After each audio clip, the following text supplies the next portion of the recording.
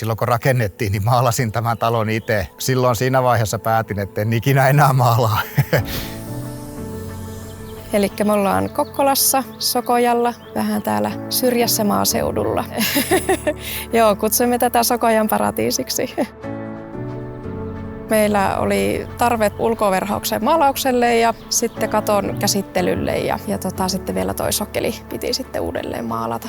Talo oli rakennettu 2010, ulkopinnat rupesi olemaan jo aika huonossa kunnossa ja me haluttiin tehdä niille jotain ennen kuin oltaisiin jouduttu vaihtaa esimerkiksi paneeleita tai sitten tekemään jotain isompia remonttia katolle.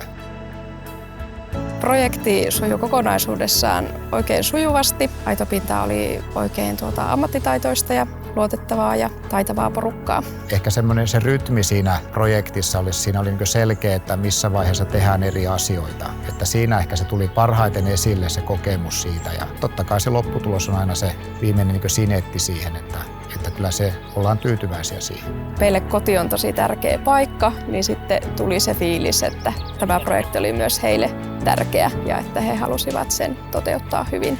Ja kyllä ehkä semmoinen yrittäjähenkisyys, että halutaan tehdä hyvin ja halutaan, että se asiakas on tyytyväinen. Tosi hyvä fiilis kokonaisuudessaan projektista. Kyllä voin suositella myös muille. Ja nyt kaikki pinnat tuli taas kerralla uusittua, niin talohan näyttää kuin uudelta jälleen.